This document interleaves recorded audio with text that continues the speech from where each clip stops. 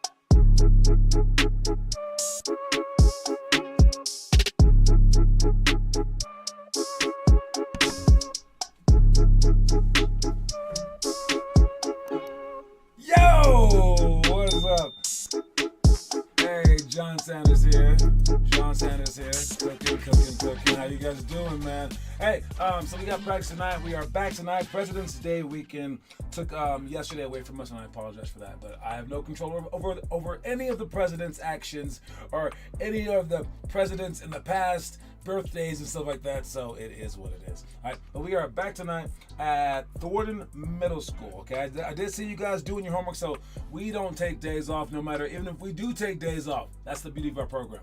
All right, it's not for everyone, but for those who truly want to improve, it's the way to go. All right, I had a parent talking to me as I add something to my little to-do list. Sorry, guys. I had a parent talking to me about his kid, and he keeps asking me questions. If he's watching the show, I'm talking about you right now, okay? He keeps asking me questions, and he's like, what do you think about this program? What do you think about this program? What do you think about this program? I'm like, I don't know. They probably all suck. Come to our program. And he won't even come for a free workout. And I've described to him, but then he keeps writing back going, that program sucked, man. We can't find a program for my kid. I'm like, then bring in ours. But he's so afraid of our program because we don't have the best players already. And I'm like, well, your kid isn't the best player already, so therefore, he goes, well, I want to find the best players. I'm like, the concept doesn't make sense to me. Because if you were to compare this to, like, let's say a school, all right? And I don't know, let's just say that the 5 smartest kids, all right? What up, Isaac Dano? What up, Josiah Chacon? What up, Weston? What up, Mello? If you're here, check it in the comment section so that I know that you're here. But yes, if you have like the 5 best, smartest kids from, like, let's say your school, and you put them into like the worst school, and you strictly judged them by who went to that school, you would end up going to the bad school. Just because you were like, we follow the smart kids. Smart kids don't always do smart things.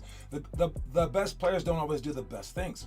All right, it's how it is. All right, so you have to understand that, and you have to find it for yourself, basically. All right, find it for yourself, because you can't just follow the crowd on this one, because the crowd, especially here in Colorado, they got it wrong. All right, our best players are not becoming the best players in the country. Our best players, unless they go off to like prep school somewhere else, where they have a chance, they're being coached incorrectly. They aren't improving because they're just kind of dominating here only, right? And trust me, teaming up with the other best players is actually like pretty detrimental to your chances of getting better. So I don't know how many times I have to say that, but it's so true. So make sure you guys understand that, please. And I'm done adding that now. All right, and so we can do what we have to do, okay? And if you have the book, make sure that you guys are following along with every single day that we do, and that should be the stuff that you guys are posting, all right? So we can always keep improving, and we're gonna make sure you guys play against the best teams. And I've had some of the best players in the country in our program for like a little bit, and whenever I put them up against harder competition than they're willing to handle, they flip out, like with tears, okay? What you guys are doing is unbelievably amazing, and it's really, really different. And it's the same thing that people like Luka Doncic did. Luka started playing when he was 7 months, and then shooting when he was a year old on like a little baby hoop, but then playing with his older brothers by the time he was 7. But they were 10. And he always played up by like 3 or 4 years because he had to, because he had older brothers.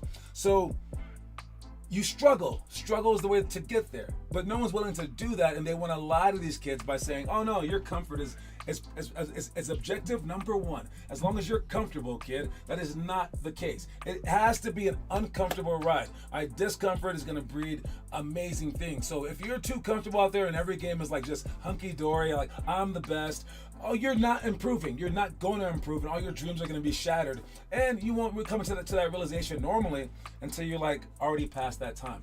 So I'm just trying to tell you guys early so you guys can avoid those pitfalls. And let's begin the show with the quote of the day. Quote of the day is, we got nothing is impossible. All right. Again, normally I despise absolutes. All right. If you tell me nothing or always or every time, I'm like every time, really every. Okay, but nothing is impossible.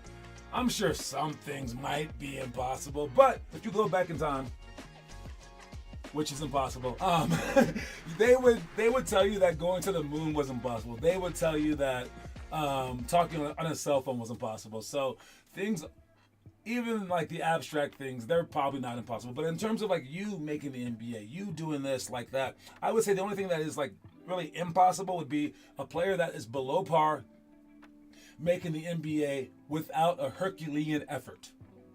Okay, so that would be impossible. But the goal itself shouldn't really be impossible if you're willing to put in the work. So I think that one needs a caveat where nothing is impossible if you're willing to do the impossible or something like that. The improbable, maybe the inexplicable. Okay, so nothing is impossible if you're willing to put in the work. Nothing is impossible. That's the quote of the day. And if you believe that, it becomes more and more possible. So just your mindset, and not having a fixed mindset, but having a growth mindset. You want to think, yes, I know I am who I am, but I want to change that. And if you think that way, you're actually part of a very, very small percentage of people who have a growth mindset. Most people are thinking, no, I'm on this level, let me just win at this level. Again, I was talking to somebody before our games this weekend, and it was like, if we have a kid who's supposed to get a B, we want that kid to get an A. But then he goes, well, what if he's supposed to get a B minus, and then all you do is help him get a B plus, and he's still on the same level? I'm like, who cares? You tried for that A. All right, you tried for the NBA. You actually tried, and in this thing called a sport, who cares about the wins? Who cares about that? Going for your dreams it supersedes any of that stuff. It doesn't matter. Because if you utterly fail, what happened? Oh, you lost some basketball games? But what if you succeed? Conceding to the fact that you can't make it is like the most impossible way to ever get there. So that's impossible, going, I guess I can't make it, I won't try. Of course, then you can't make it. That's impossible. But to put yourself out there and to actually put in the effort, dude, even if you don't make it, you still made it. That's the key. It's to put in the effort to like actually achieve your dreams. You will appreciate that your entire life, and it'll help your entire life in so many ways, so many more ways than a trophy could have ever done for you. All right, that's the quote of the day. Nothing is impossible. Moving on to our poll question today. All right, I've always thought this since I first saw Dwight Howard. Okay, there is such thing as a player's wingspan, but then there's also his reach, and then there's a such thing as his height. Well, Dwight Howard's 6'8". Sorry, Dwight Howard's 6'11". There you go, 6'11", 6'10", something like that. But Dwight Howard like dwarfs people who are 7'1" even. Because he can jump higher, but he also has longer arms. So it's a weird thing because does your height really do anything? Your height doesn't mean anything. So with that said, Wembanyama's 7'4". But this guy right here, Mark Williams, who just got sent back to Charlotte after getting sent to the Lakers, this guy is inches shorter, but his wingspan, his reach is higher than Wemby's. Does that make him Wemby? Obviously not, but let's see him. Is that insane that he can do something like that? I mean, like, but he's still not an NBA All-Star. He can basically, I think his what is it? It's like 9'8". Basically standing straight up, he can almost touch the rim. Standing flat-footed. All right, that is ridiculous. All right, obviously his knees or something are shot because this guy should be dominating. How could you ever shoot over someone like that? All right, I mean, like, he just snatched that ball out of the air. So do you think it's better to have a wingspan like that or to be taller? Which one's better? Now, Wemby's better, but he's like a super duper gifted human being, okay? But just in general, would you want a longer wingspan or would you want to be taller? And think about your answer carefully. That's the poll question of the day. My height is 6'7", my wingspan is 6'10". So I'm not quite a velociraptor, right, with the small arms. And some people are the opposite. If your wingspan is short, you're kind of screwed, all right? But, I mean, being tall is something good too, I suppose. But I think that wingspan matters more. But what do you think? All right, here's what we got today. We are doing form shots with intervals. All right, extended layups, closeout decision shots, between leg, fake spin J, L-cut, drive, pro hops, pass. All right, and all those are just drills that I'm going to tell you guys how to do once we get to practice. And then I think everyone will do it. We'll do it as fast as we possibly can. Then I might roll the other group back through those things. All right, and then we'll move on to shooting, which is one-on-one, 5 seconds from half, 3-on-3, no dribbles. No, this is team practice stuff. Sorry about that. Team practice stuff. We're going to do 3-on-3, no dribbles. We're definitely going to do that for everybody. 3-on-3, no dribbles is probably one of our best drills ever because it forces you to do things that you should be doing in the games, like cutting back door, like making strong passes, like not over dribbling, like pump faking and then making a pass. Like it should be like this. We should make a no dribble rule for the actual games. And when people guard you close, then you can zoom by them. You only drive when you're going to the basket. You guys like to just dribble for no reason. All right. So this will help us out so much, especially in terms of being patient. All right. We have to be patient with stuff and let stuff develop. Screen, stuff like that. All right. Screen and cut and move. All right. Post positioning on the swing. Our defense is getting pretty decent. We've only been at this for a few weeks, really. Not that long, like 3.5 weeks. All right. Once we add a few more months to that, our defense will be extremely solid. All right. And it has to be everyone on a swivel because defense, you basically just have to be a body, but your body has to be in the right spots. All right. So if you are playing defense on somebody, it's kind of like we were talking about the zone thing yesterday. If the ball is up here, there's basically like 2 guys on him. Well, what's he gonna do?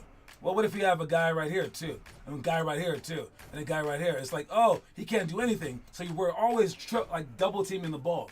Well, in our man defense, we're basically going to be zoning it up. Okay, so no matter who you're guarding, you're not really guarding your man. You can't be out here because that leaves this guy on an island. Okay, but in terms of positioning, no matter where they are on the court, this drill helps us be in the right spots. So you're going to be up here. But what if he cuts? Well, we'll tell you what to do if he cuts because you want to give him space and then bump him. And then what if they swing it? Well, then you want to be jumping off to right here, so you could be halfway in between, so that if this guy does drive, you can help. Or if this guy's here, and he drives, this guy can help, and then you can help him out. All right, so we're going to be learning about more of this stuff today in our post-positioning swing series. All right, just so we can know where to stand at all times. Because if you're in their way, you don't need any skill for that. You were there.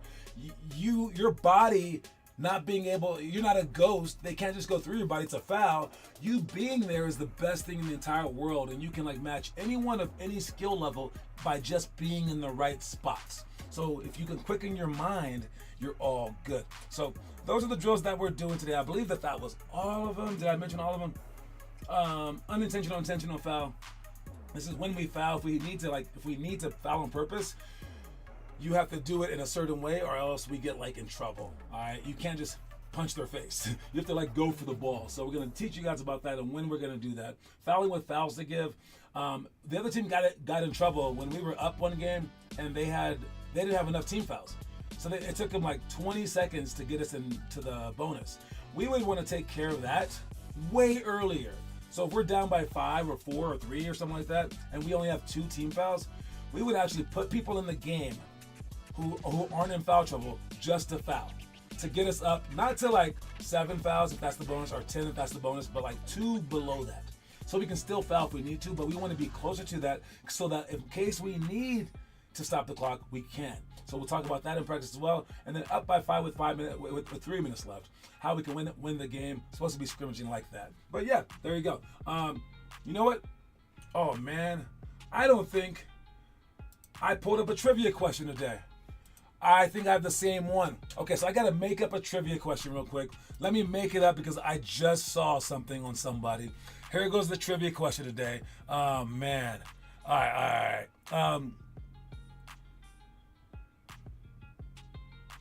Okay. I got it. I got a great trivia question. Let me write it down real quick. I think this. I don't even know if this is true, but let me see something else. Which Okay, I'm gonna go like that. Pick had the same name as a what was that? Oh, there we go. As one of the. Okay, so there's my question, and here goes your question. We got Austin with 3 points, Wes with 2, Josiah with 2, Romello with 1. Good luck to everybody out there. Here's a trivia question for the day. It probably doesn't fit, so I'll have to fix it in a second. But your question is, which 1982 draft pick had the same nickname as one of the 7 dwarfs? How weird is that question? Which 1982 draft pick had the same nickname as one of the 7 dwarfs? Make that smaller right there. All right, so if you happen to know it, just question out, just answer it. And I actually thought about this guy because there's a movie coming out. The trailer just dropped today, and the movie has him in it or his likeness in it, and it's crazy story. I'm like, did that story really happen? And I'm like, I still don't really know the answer because I stopped looking it up, but it's a crazy movie coming out about this player from the 1982 NBA draft. One of the players had one of the nicknames of one of the players was the name of the 7 dwarfs. If you guys don't know what the 7 dwarfs are, that's on you. You're supposed to know stuff like that. My bad. All right. Anyways, we're gonna move on. You have until the end of the show to answer that. All right. Here comes an ad break.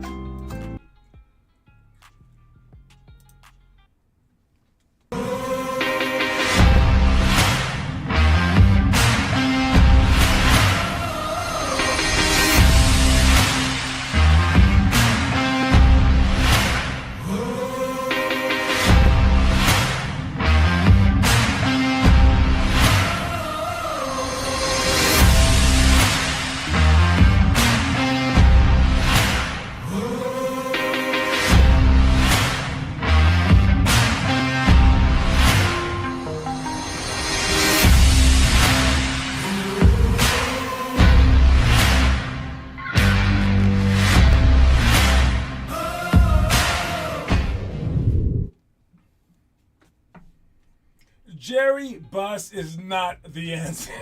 That is a crazy answer because that dude was not a player. He was the owner of the Los Angeles Lakers. But nice try, nice guess. I like how you even deleted it and you added it back, spelled correctly. But no, it's still wrong. Wrong no matter how you spell it. But yes, you have until the end of the show to answer this question. Which 1982 pick had the same nickname as one of the 7? Which 7 dwarf would be called Jerry? Or was one called Buss? Do you know the 7 dwarfs? Do you guys even know what? There's only 7 guesses to be had here. All right, but anyways, moving on. What are we talking about? We got. Oh, Gary. Wait, no, Gary Payton. That's not Gary Payton. That's Nick Van Exel. Sorry about that. My bad. Anyways, let's see what they're about here. All right, let's see what Nick Van Exel, Nick the Quick.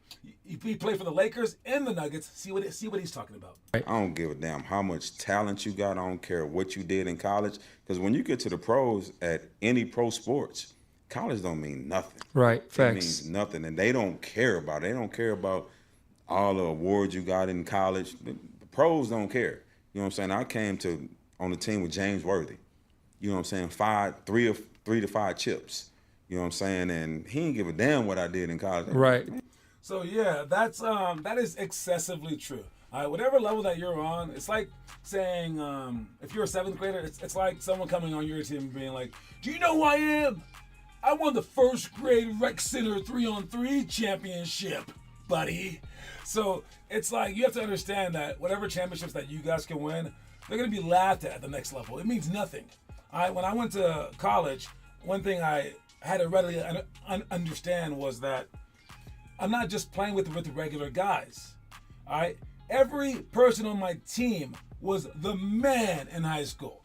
All right, they were all the best. But then there's another level above that, and another level above that. Then you get to the pros. The bench players in college were like amazingly good. The bench players in high school, oh, they were like gods. Okay, the worst players in the NBA when they were in high school, people were coming from all around the neighborhood to watch them, and they were scoring like 50. It doesn't matter. All right, so realize and be humble, have humility in that, and understand in the moment that what you're doing ain't that much, but you must also use that to your advantage. So you can think highly of yourself when you need to. You can want to win. You should definitely want to win, more than anything. But then once you fail, brush it off. Once you actually win, yeah, celebrate for a second, but then brush that off. All right, stay even keel because, dude, it's nothing. And either way, win or lose, it's nothing in the overall scheme of things. And what is your goal? If your goal is to win a 7th grade championship or whatever 3rd grade basketball game or even a high school championship, well then you can go about it different ways. Just rig it because you're rigging it in the first place. Let's say that you join a high school that was the top level in Colorado. You're not rigging nothing, right? And you join a team that's not the best, but then you win the state championship. Congratulations, right? Congratulations. Except Colorado isn't the highest state. So you should have done it in New York if you really wanted to find the highest. So it's all relative. And if you did do it in New York, well, you should have gone overseas. There's higher over there. All right. So then you're like, well, I had no say over this versus say over that. It literally doesn't matter. It doesn't matter. The only thing that matters is you improving, you getting better. You can always just go to this league versus that league to win a game. All right. So, or to win an accolade, I got MVP. Were you the MVP of the highest league ever? Then no, it's not MVP. You're MVP of the whatever league that you happen to be in, right? So don't hold that stuff too high. And you're talking to a guy who won many MVP awards, okay? I'm saying it didn't matter. I'm the one saying, yeah, that stuff doesn't matter. All that matters is my growth, which I somewhat ignored when I was growing up because people gave me too many accolades. They were like, oh, you're so great, you're so great, you're so great. That slows me down. If I was in New York or a better state, I would have been like, I need to catch up. I would have been working harder. So you need to put yourself in position to actually keep working harder. And your mindset is that position. Okay? Got it? Don't have me yell at you again, man. Man, hate screaming on this thing. Because I got a nice mic. And I don't want the mic to just explode. Next thing. We got homework. Yeah, what you do, not what you say you do. All right, we got, let me see. Vegan workout? Oh no, Vegas. Sorry about that. I thought you were doing a vegan workout. I see you, Chacon, see you, Caden, Rafa. That was from 7 days ago. That bottomless sucks. That bottomless, I think they have the fewest people though. All right, but come on, bottomless down there. Okay, Henry's not bottomless. When did he post? Was it from 20 days ago? When was Henry's post? Let's see it. 5 unavailable. Okay, I got that. 5 days ago. Come on, bottom list. But yes, the other lists are doing well. I see you, Josiah. See you, Mello. All right, keep it up, especially the Vegas workout people. All right, keep going so we can actually improve, so we can do other things in those games besides just give the ball to our best player and hope for the best. We need everyone able to score, everyone able to dribble eventually, everyone, because otherwise they can pick on us.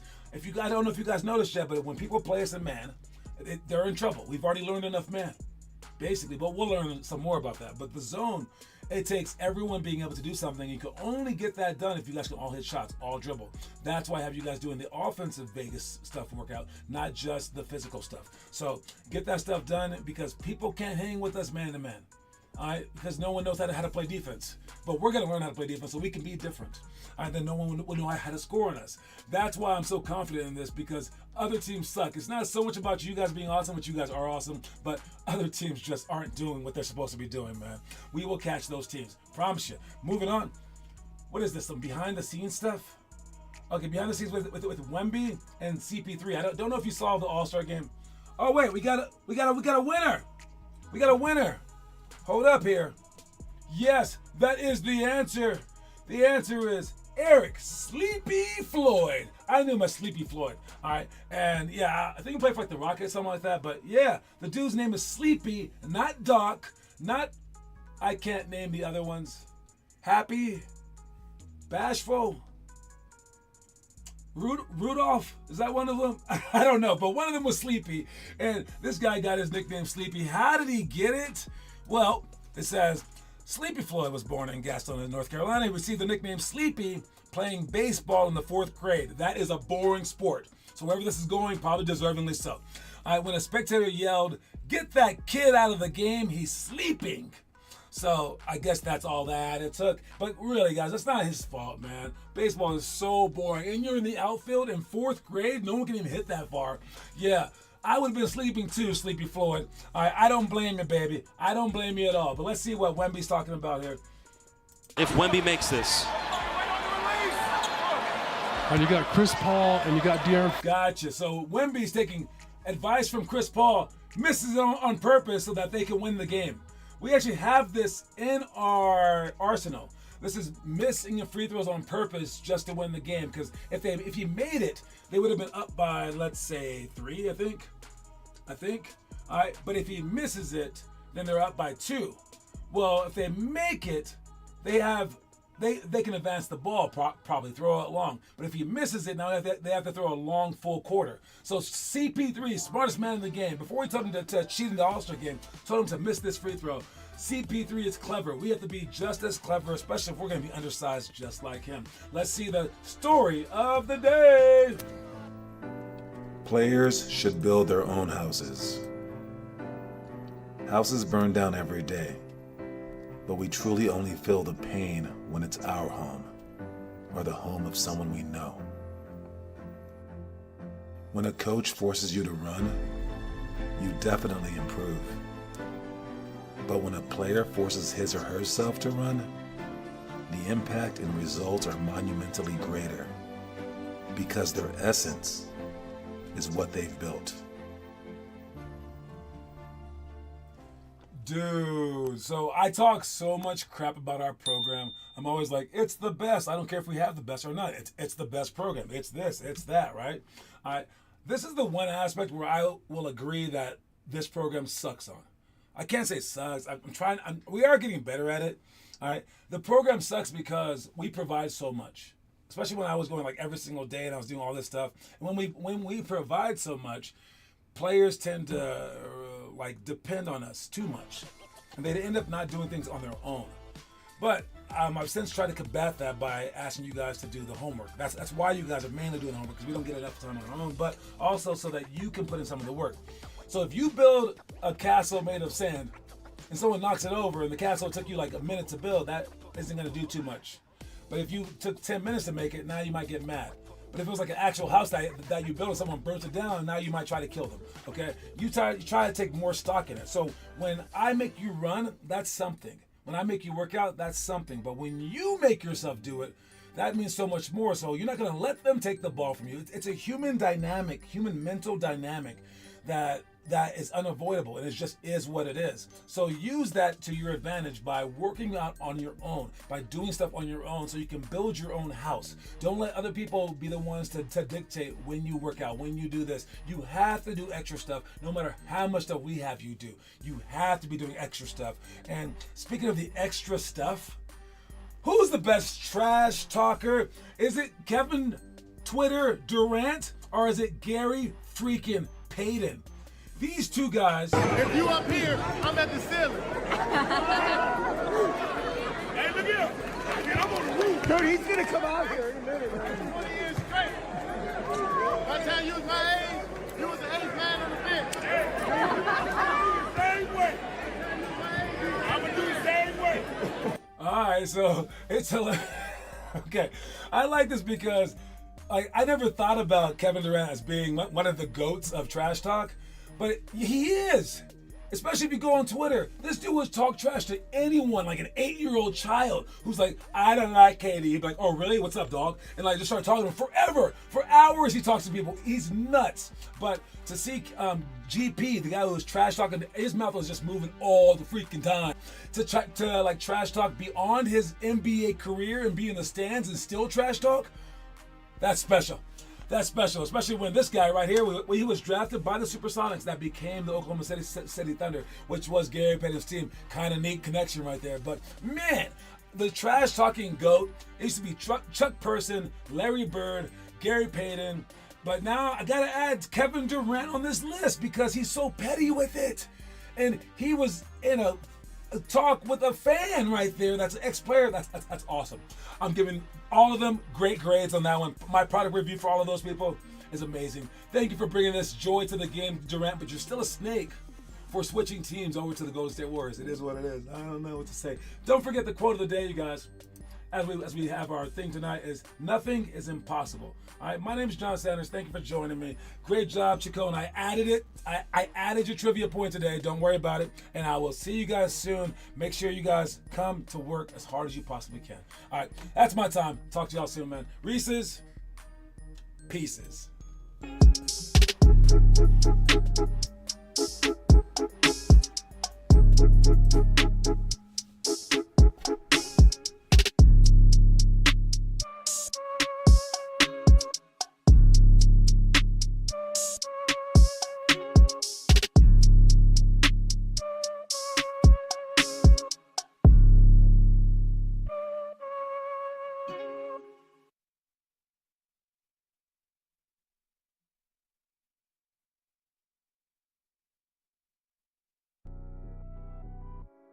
You can't experiment during the games. You gotta win those. You gotta experiment in steps. It's not productive to experiment in a game. I would say you have to, just like everything in life, it starts out small. You have to start building blocks. And you have to build that with practice. You have to start experimenting slow, where it doesn't affect everybody else around you. It's just you and your time. You constantly work on it. You work on it, and then once you have it, I would say mastered, or you're comfortable to do that, where it's something you can do comfortably. Trying new things is great, but it's gotta be in steps. Get it in your mind, then try it in your driveway, then try it in workouts, then at open gym, and then you do it in the game. You work your way up to shooting those crazy Steph Curry shots, the same way Steph